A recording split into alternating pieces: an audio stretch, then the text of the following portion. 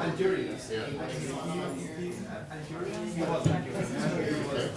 everyone. Welcome, welcome to the Juniper Gallery and the Writers Guild First Sunday Prose Series. Are you all set up, Dwayne? Is everything okay? All set. Wonderful. Jamie Sweeney, who owns this beautiful gallery, would like to welcome you. So, Jamie Sweeney.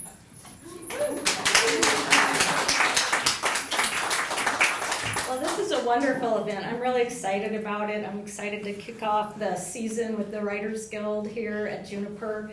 You know, we're doing later hours now. It's after hours, 4 to 5:30 for your events on the first Sundays. So really excited about that.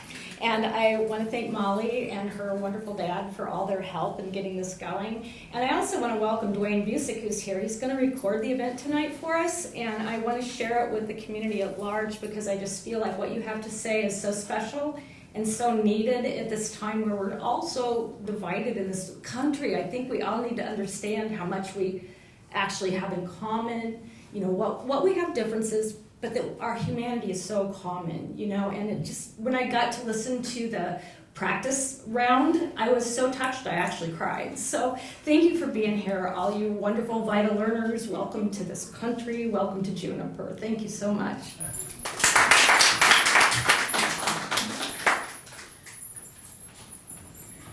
So I'm Molly Gleason, and I'll get to the mic, and I'm the organizer for this event. This is the Writers Guild First Sunday Prose Reading, and it happens every first Sunday here at 4 o'clock with different featured readers every month.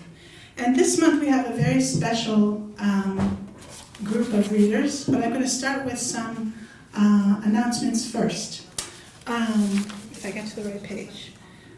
So, on September 15th from 3 to 5 p.m., the Writers Guild members Claire Arbogast and Shauna Ritter will have a double book release party called Burning Convictions, and that's going to be at the Backspace Gallery behind Bonfet on the north side of the square. That's September 15th. It's a Sunday from 3 to 5. And both authors will read from their work, and an open mic will follow. So that's another open mic opportunity for everybody. And speaking of local authors, you saw on your chair, perhaps, the beautiful postcard for our event that's coming up November 2nd. And that's a local author book fair, and it's going to be downtown at the Monroe County History Center from 10 a.m. to 3 p.m. on November 2nd. It's a really exciting event, and there will be 30 featured authors, 15 different genres. You can find everything from self-help to graphic novels to children's books, sci-fi. What am I forgetting? Well, there are 15 of them, so come and find out. Come and find out. We'll have special guests with food and a raffle and live music all day. So now to our featured readers. Today we're honoring National Literacy Month by featuring writers from all over the world. This came out of a collaboration with Vital and the Writers Guild at the Monroe County Public Library. Vital stands for Volunteers in Teaching Adult Learners. It's a wonderful program that addresses directly literacy in our community. They have a wonderful cadre of teachers and learners, and you'll get to hear some of them today. This summer, for this program, I taught a class called Writing for Public Speaking, and if that doesn't strike fear into your heart, I don't know what will. But you know, I ended up with a great group of students, with learners. It's a pretty terrifying idea, but they've been wonderful. And see, I get nervous too, so I'll let them tell you their names and where they're from. I'll just say, as I've been known to say before, that Vital students are my favorite people. I learned so much from them, certainly about their countries, but about their lives. And most of all, they tell me how to be brave. I have so much respect for them. They are so smart and interesting, natural writers and storytellers. They work so hard and have accomplished so much. Plus, they're lovely people, and you'll get a taste of that today. Please join me in welcoming each one as they come up to the microphone. They will introduce themselves. And our first reader today is going to be Sungmin.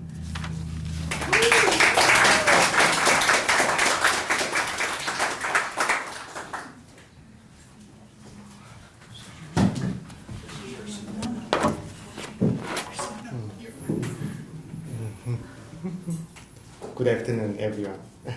My name is Sungmin from South Korea. Now I am graduate student at Indiana University. First, thank you, Molly, teaching me to speak English at the library class and give a chance to present our result here. My story is very short and personal things regarding anxiety of my life. I start now. Anxiety. Sometimes I have a creepy dream where my memories relentlessly chase me. Mistakes, wrong decisions, people who blamed or mocked me, or those who criticized me. These memories continuously flash by. On the mornings, when I wake up sweating from such dreams, I feel compelled to do anything to shake them off. So I try to be more diligent and pretend to be more vigorous than I used to be. Such a terrible morning comes without any warning, regardless of previous day's mood, and unrelated to the imagery of everyday life. I guess they are fragments of memories scattered in my unconsciousness or scars of mine formed for a long time. Looking back, it undoubtedly began in my childhood. The psychological feedback I received when I fulfilled my desire for acknowledgement after satisfying expectation shaped around me how I behave at home, at school. The fiercely competitive and sometimes brutal culture of school in South Korea reinforced my way of life. Although not all teachers were like that, some ignored or insulted children who fell behind academically or struggled with school life, often punishing them physically. Such an atmosphere spread among peers, making the classroom feel more like a jungle than a classroom. To suppress the anxiety that I could fall into the abyss, I clung to my studies. However, without clear understanding of what I wanted and what I was good at, I sometimes felt that everything about school life was like purposeless voyage. Additionally, as is the case for those with average talent, my effort didn't always guarantee success, with each accumulated failure, feeling of inferiority and anxiety grew within my heart, making me very sensitive and obsessive. How can I break free from anxiety and fear and live each day filled with joy and a sense of accomplishment? That was the question I sought to answer in my early adulthood. So I met various people, traveled the world, and tried to experience as much as I could. From a small company to massive organizations, I worked and learned in various places. Yet, no matter the relationship or job, I could never fully escape from anxiety and fear. The closer I got to what I longed for, and the more I immersed myself in work that I believed to be valuable, moment of accomplishment and joy increased, but sleeplessly night filled with anxiety also grew in the equal manner. It was the same in social relationship. As you know, they give us a lot of joy and inspiration, but require a lot of energy sometimes. They bring along all kinds of negative feelings like anxiety, worry, and frustration. Yes, it seemed like some kinds of payoff principle. Now I know, as long as I pursue meaningful gems in my life, anxiety and fears will never be completely far away from my shadow. Meanwhile, the important thing is how I can deal with them well as part of my life. And they don't just make my life difficult. Sometimes they wake up me from the laziness and leading me a new achievement and challenge and the wonder of lives. I believe they cannot destroy me if I have self-confidence and love for myself and my friends. Moreover, tribal conversation with family and friends and delight in daily routines, cooking delicious food, enjoying TV, show and movies, and working around the neighborhood simply help protect me. No matter how long the scary nights may be, the sunrise will eventually come, and I still live today for myself and for everything I love. Thank you for listening.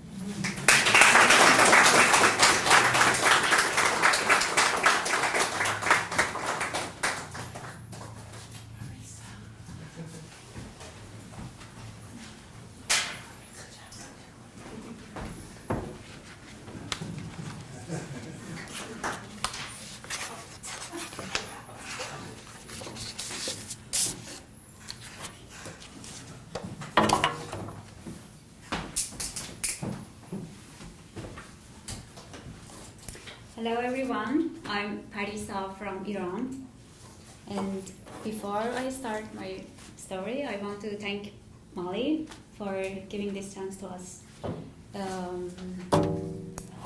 Okay, so have you ever seen what our planet looks like from space? A tiny globe where the only visible things are water and land. And if we get closer, we see different creatures live on it.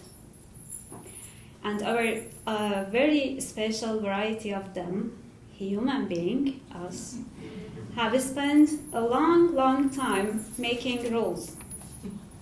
Yes, generally rules help societies. However, we know that sometimes some of them are not even necessary. Agree? Now you will understand what I mean. What a 12-year-old girl knows about the world?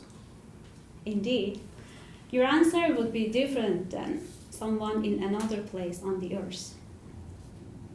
I will tell you about how I got to know the world I was living in. The thirst for adventure would always make me go out and explore our neighborhood and maybe beyond with my yellow and blue bike. For me, it was just like visiting the world's 7 wonders. My parents seemed to be used to it, or maybe to be tired of warning me about the dangers that a girl my age might have in a Middle Eastern society. On a sunny evening in late August, after passing the tall trees and rose bushes in our yard, I grabbed my bike and paddled away. Knowing there would be a religious feeding the hungry event in the next few days, I glanced at 4 female neighbors who were sorting beans and rice under the bakery's sunroof. My mom also was going to join them. I started to bike on Hafez Avenue, trying not to be exposed to the direct sun. A cool breeze was blowing my loose hair. It was one of the most delightful things that I could experience. When I arrived at the park, by the swings, a mother was helping her injured crying kid to stand again. Next to the park, there was a long line in front of Shadi ice cream shop. The ice cream man was taking the orders from a tiny window under a small blue and white sunshade. Parents or older siblings were holding the kids' hands. Seeing everyone trying to find shade reminded me of a magazine I read a week before, with a picture of the sheep all sleeping in the shade of a single tree. When I arrived at the playing field, where I would play soccer or dodgeball with my friends, I couldn't see any of the boys. Later, I heard that all the boys had gone to play soccer with another boys' team in the school. In the field, 4 girls were playing house on a green, white, and red picnic blanket. One was playing a mom role, caring for her sick daughter. One was cooking, and the other one was cleaning. I remembered I rarely wanted to play that game because I was always having more fun exploring our neighborhood. I continued biking. As always, I wanted to explore a new place far from our neighborhood. After a few minutes, I got to a local poultry place. It was a small shop with some live chickens. I felt sorry for the chickens, knowing they would probably be eaten in the next few days. I was thinking about plans to rescue them, but I thought chickens were not strong enough to survive long anyway. Then I gave up. One little boy and his father were looking at a cage in front of the shop. There were a lot of tiny, artificially dyed chicks in the cage. The kid wanted to have 4 chicks in yellow, pink, green, and blue, but the father said he was allowed to take only 2 of them. The poor little chicks wouldn't survive outside either if I could rescue them. I couldn't stand it anymore and decided to leave. On my way back home, the sunset was stunning. So I biked at a slow pace and stopped often to watch it. There were only 3 people in the ice cream line, 1 boy and 2 adults. So I stopped and waited for a couple of minutes to get an ice cream. As always, I ordered mine based on the colors and not the flavors. 1 scoop of white and 1 scoop of orange, please. Even at this moment, I can remember the pure taste of it.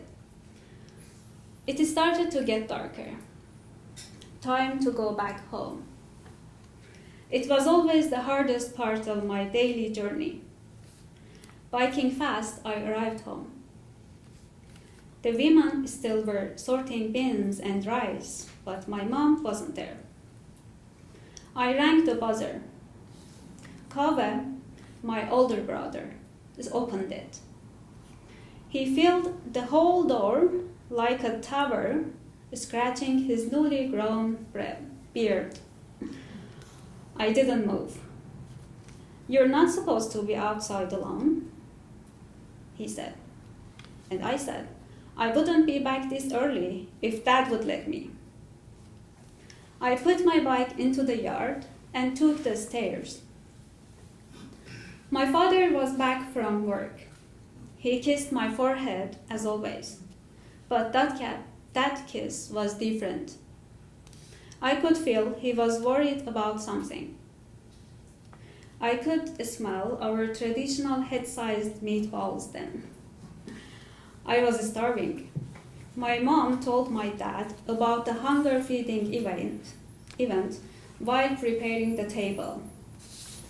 I washed my hands and looked in the mirror. There were no signs of sadness on my face anymore. Now I'm ready for dinner. In the dining room, my mom had used the white and taupe tablecloth. Everyone was waiting for Kaveh and me. I sat between my dad and Arya, my younger brother, and started to eat without waiting for Kaveh.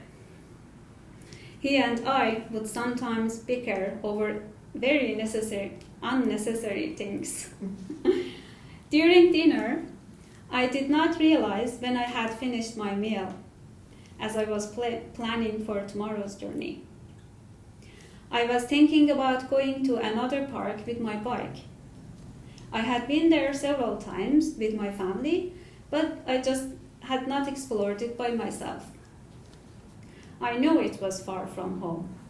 Then I decided to think about it in bed. After dinner, my dad wanted to talk to me. It was just he and I in the living room. My dad said, "Parisa, school starts next week, and you should try to be a good student as always." I said, "Dad, I love to learn everything. Don't worry about me. This year I will try my best as well." Then he said, "Perfect. One other thing. You're grown up now and will go to middle school this year. It will be better for you to wear a hijab when you are outside and to behave like a grown-up person. It's better not to ride your bike because it's illegal for grown girls." I said, "What do you mean, Dad?" And he said, "Like your sister, she wears a hijab and doesn't go out without permission." I know it was like my spirit would be in a cage from then on. I always wanted to be free. It didn't seem possible for me to live in that way. Then my dad said, "I'm so sorry, darling. I would never ask this from you. And these are not my rules." I just kept looking at his face with tears in my eyes, hoping he might change his mind, but he didn't. He said instead, "Tomorrow, you can go out alone on your bike for the last time. But don't forget to wear a hijab." I said, "But this is not fair. While Kaveh and Arya are free to do everything, I will have to sit at home most of the time. It would be boring." I was crying. That night, I couldn't sleep at all, thinking of what I had to do as a grown-up girl. In the morning, my dad left early. After him, I heard my mom calling me for breakfast. But I just grabbed my bike and went out without a hijab. At first, knowing that it was my last time biking, I did not know where to go. I just stopped at the park and sat on a bench for a while. The morning breeze was blowing my hair. No one was there, and the street cat with one open eye was staring at me. My stomach started to make sounds as I was hungry. A cake and cocoa milk from the nearby supermarket seemed to be a good breakfast. Then I started to revisit as many places as I could. I didn't cry anymore. I kept biking without thinking that it was the last time. Everything was as new as the first time I explored it. After that day, my dad let me bike with my brothers at night for a short time. Later, it was like a dictated choice to me. And as I got taller in middle school, I became somewhat embarrassed to bike. Today, I'm not a 12-year-old girl anymore. However, in my mind, I am. I always remember my bittersweet memories again and again. Now, I have left my home country. Here, I ride my bike and any time of the day I want. I appreciate the sun shining on my body or rain dripping on my hair. But I cannot stop thinking of the women fighting for their freedom. Thank you.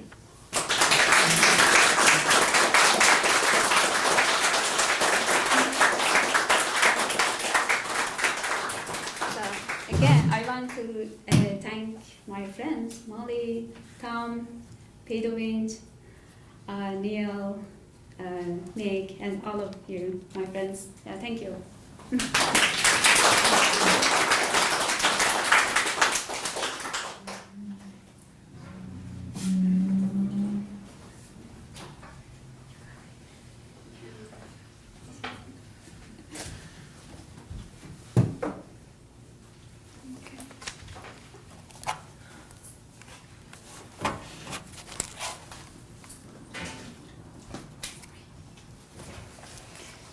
Hello everyone. My name is Edith, Benavente Solis from Peru. Well, first thing, thank you so much, Molly, for your advice to improve my English and everyone to be here. Well, I will read two stories about me. One is my first day in the United States, and the second is my short poem. Okay. Well, my first day in the United States, I lost my suitcase with all my things. But I had my documents and my cell phone. I arrived in New York City and I have to wait for my next flight to Detroit in Michigan for 8 hours. The next flight went to Sault Ste. Marie in the north side of Michigan State.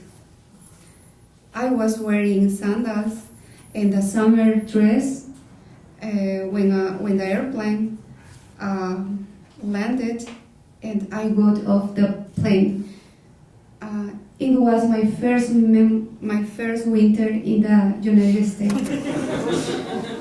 The beautiful city covered in snow and the girl in sandals and a summer dress was my first pleasant memory in the United States.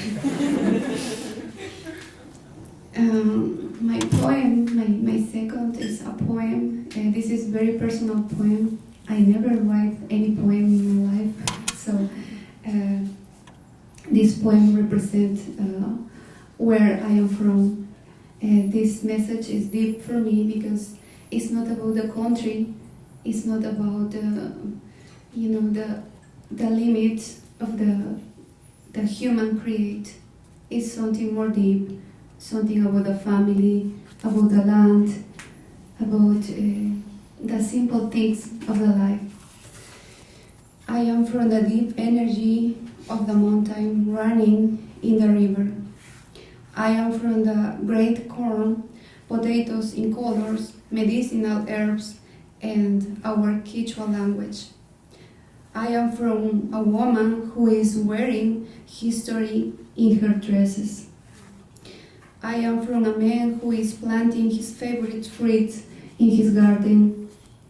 I am from my grandfather, my grandmother, my father, my mother, and Jesus Christ. I am from, remember where you come from. I am from the old men working the land. I am from people singing thank you songs. Well, this is everything. Thank you so much.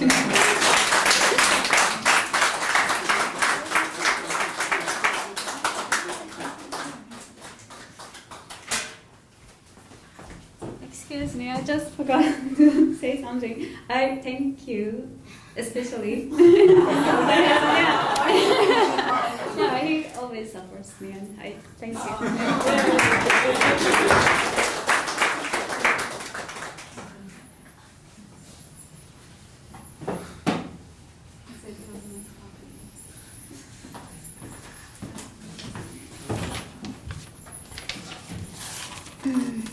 everybody, my name is Glenda and I'm from Peru.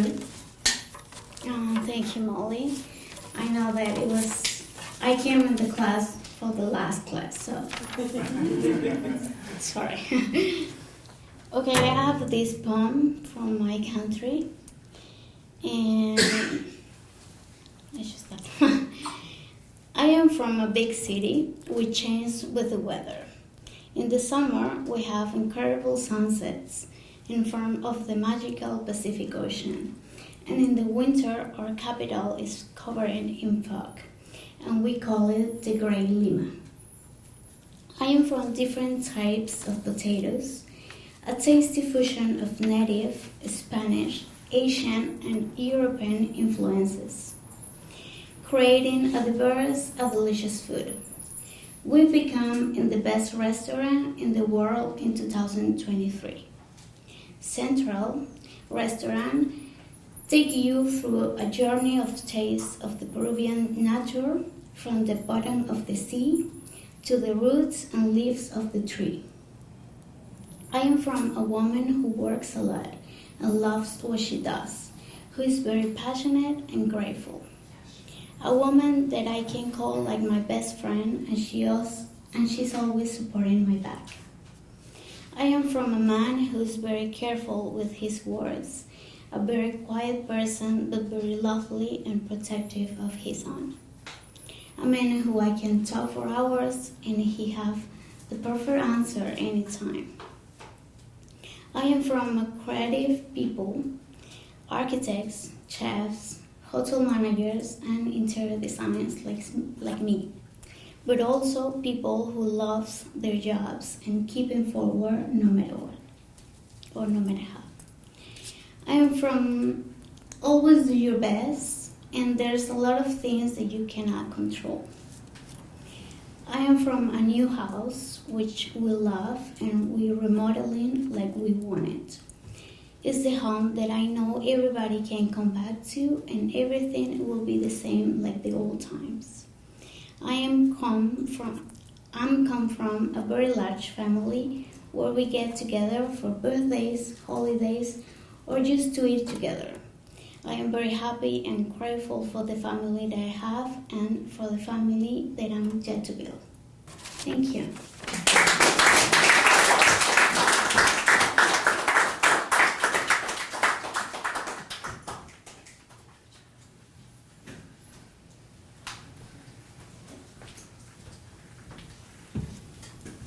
Hello everyone. Thank you for your coming and your interest. Thank you, Mali. Thank you, Tom. Thank you, everyone who learned me. I'm Saad. I'm from Egypt. My short form is where I'm from. I'm from the city which is married to the sea. I'm from the city in which history is lived. I'm from the blue sky. I'm from a woman who make love and happiness. She was like an angel. I'm from a woman who make hope and trust. I'm from a woman who says you should be honest with all people. I'm from a man who like a king, who was wise and strong.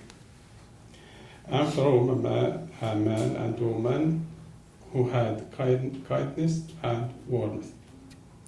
I'm from a man and woman who had heart like small bear. I'm from family who has planted safety, piety, and joy. Thank you.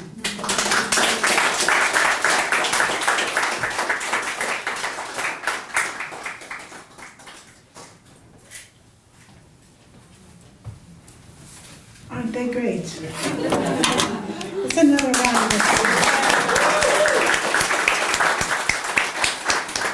Thank you so much. At this point, we're going to do open mic, where members of the audience come up and read for 2 to 3 minutes. And I have 4 people on the list. I hope you can all stay. The first one up is Andre. And after you read, if you could announce the next person on the list, I'll leave it here. Thanks, Andre.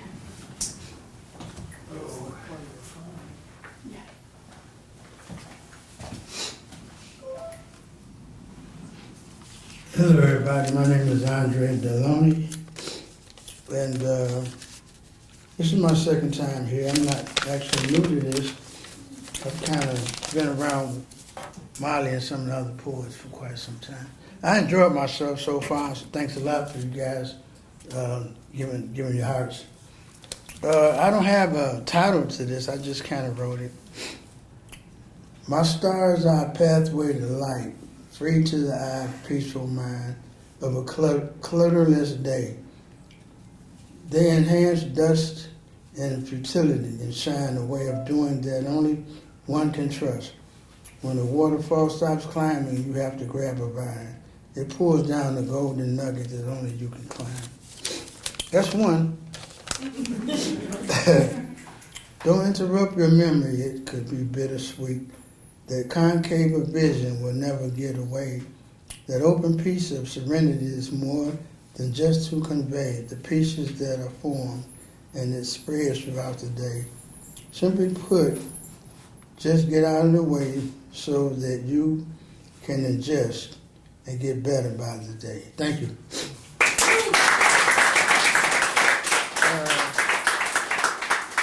I believe this is Tom A. Matthew. Tonia? Tonia, oh, I'm sorry. That was you. I'm sorry, Tonia.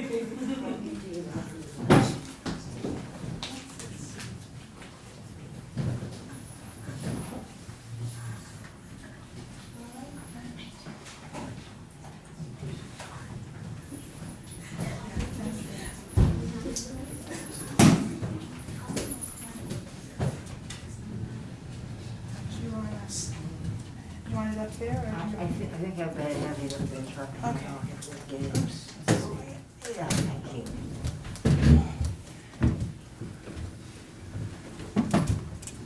Okay, is this, I can do this just a little bit. Thank you. Yes, I'm Tonia, and I enjoyed your public speaking immensely. It was just wonderful. Congratulations. I don't think, thank you so much for doing this, for writing it and coming and sharing it with us. It was just a very special event for me. Thank you.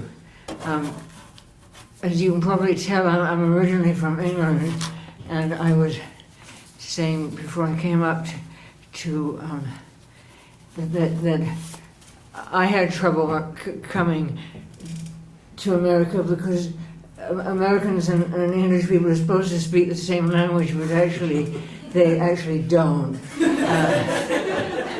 There are lots of words that we use and you don't use, and you use and we don't use, and so I know a little bit about trouble with language in America. I want to read you a piece about myself growing up in England. I grew up partly during the Second World War, and after the war was over, the Americans would send us these food packages, and so this is a story about that.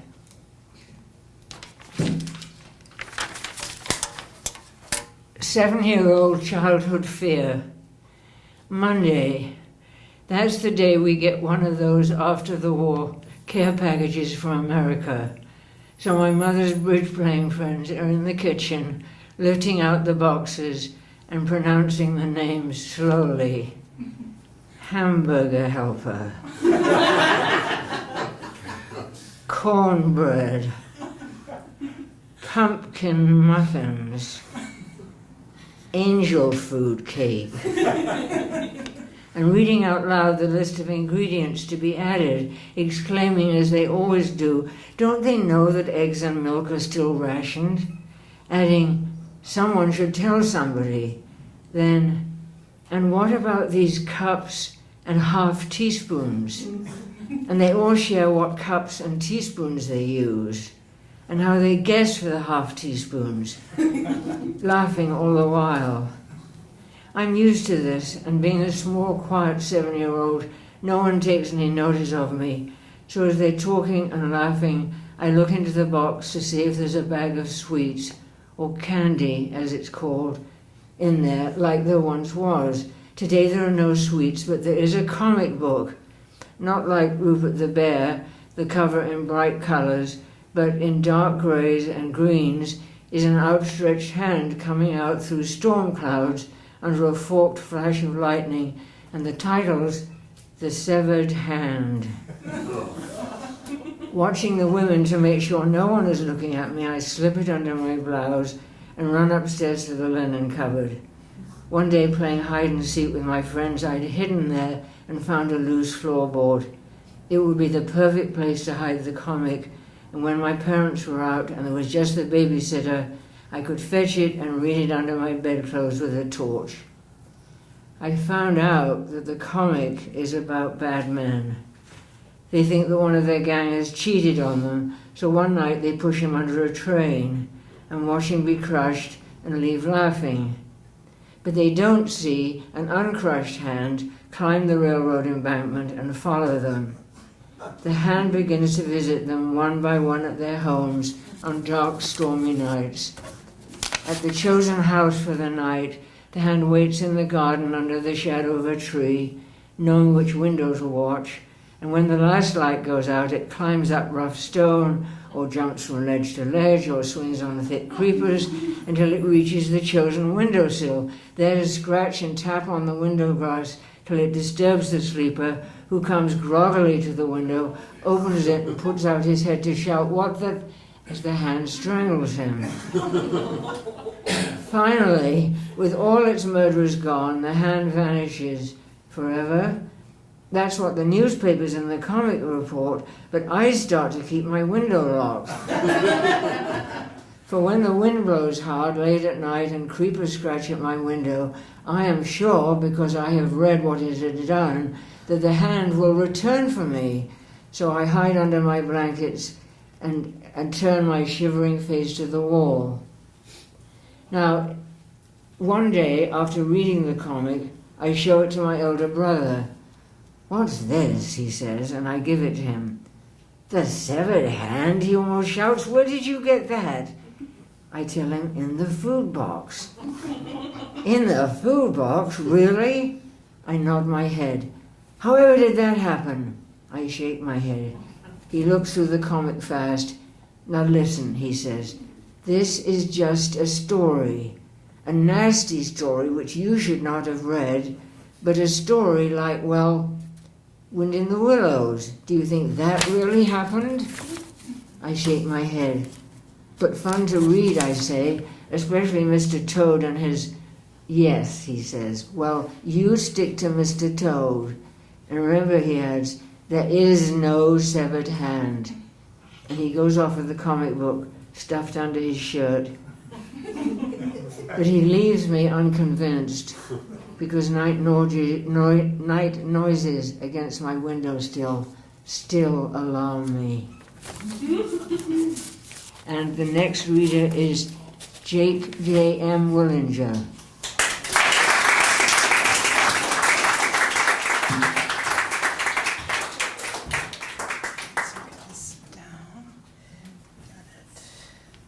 Great, thank you, Wally.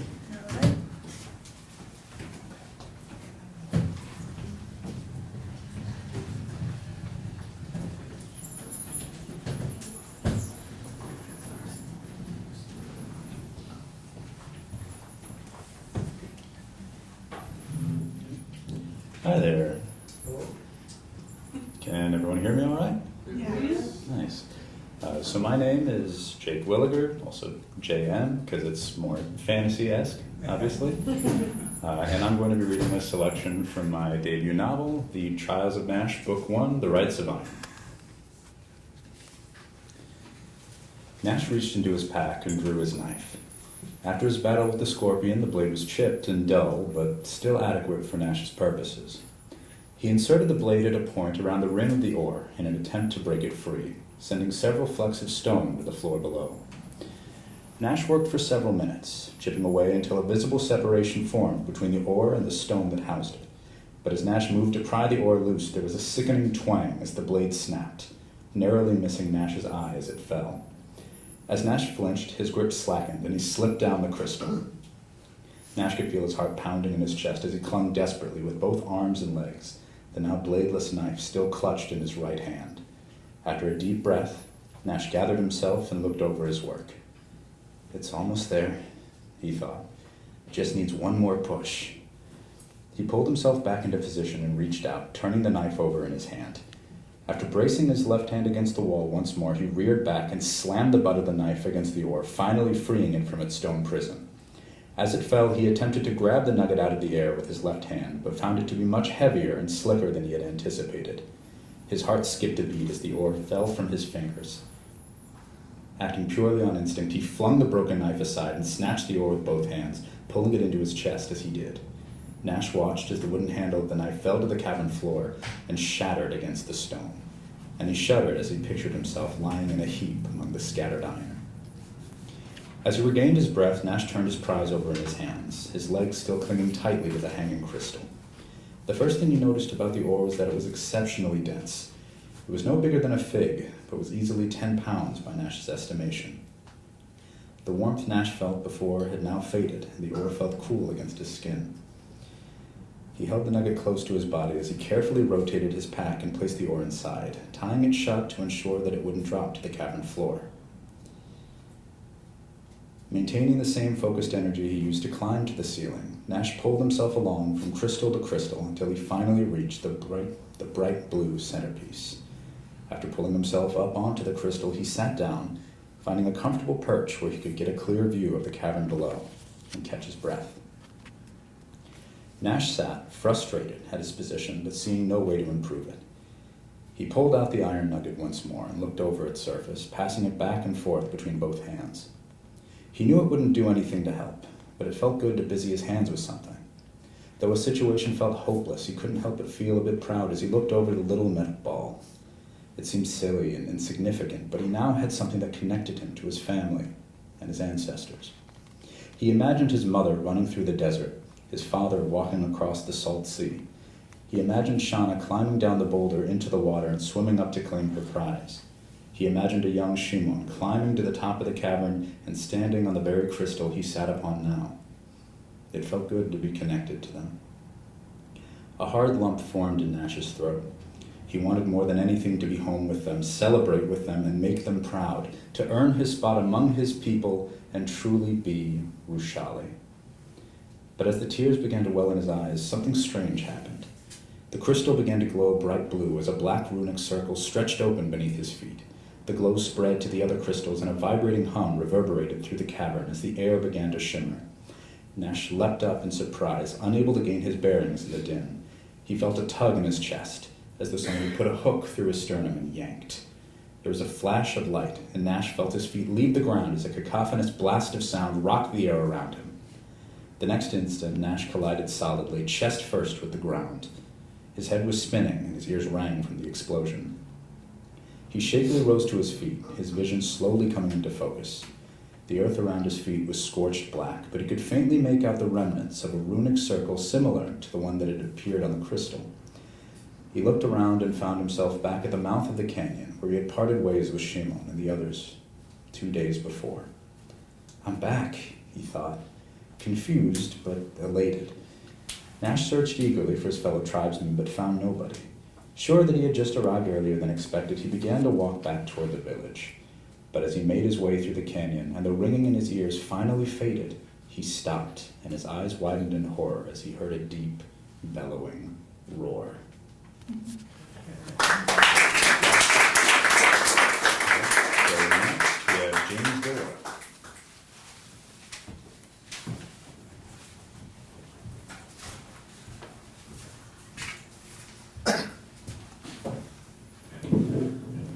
Hi, I'm James Dorr. First off, I'd like to congratulate all of you who had the courage to stand up here and read for us. And thank you very much. I enjoyed it a lot, the poems and the stories. In a way, Tonia's story might have been a good lead for mine because I do write horror stories. And in fact, in a month or two down the line, I think I'll be one of the featured readers as Halloween comes toward us.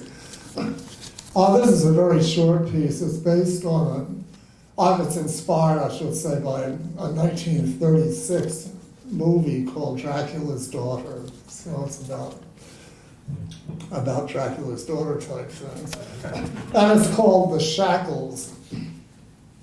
He had her at last.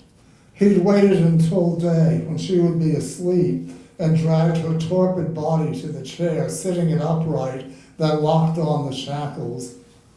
Slowly the vampire woke. "Sander," she said in her heavily accented voice, "what is the meaning of this?" "Countess," he answered, "you know what I want. You have promised many times, life eternal." "I do not make such promises to servants, nor would I let myself be forced to keep them.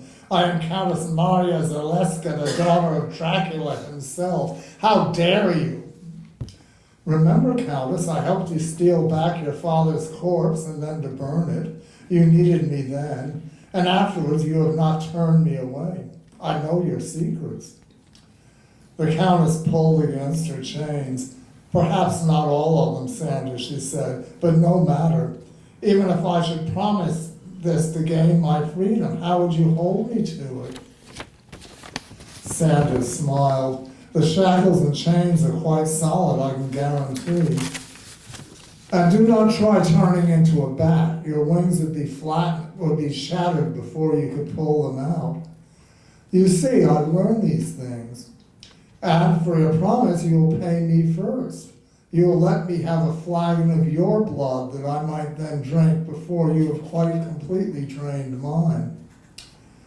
She shook her head, straining to pull the chains from the wall until she sank back again, exhausted.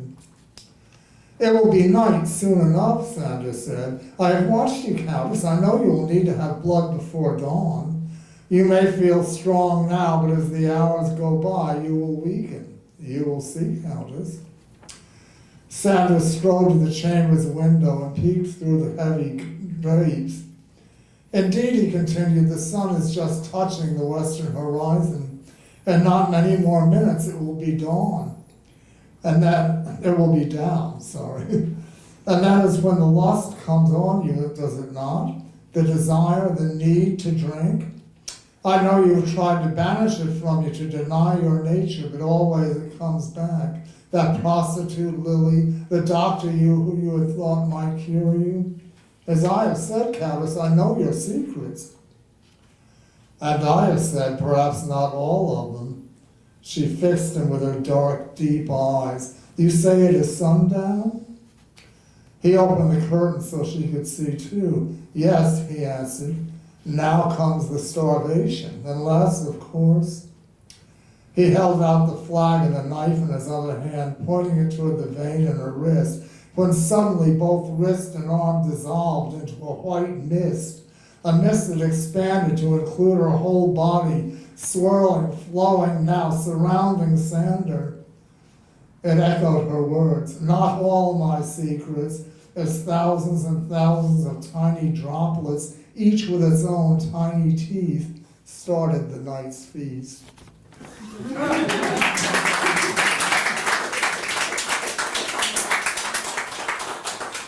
And I believe I'm the last. So to you all, again, thank you very much for your readings.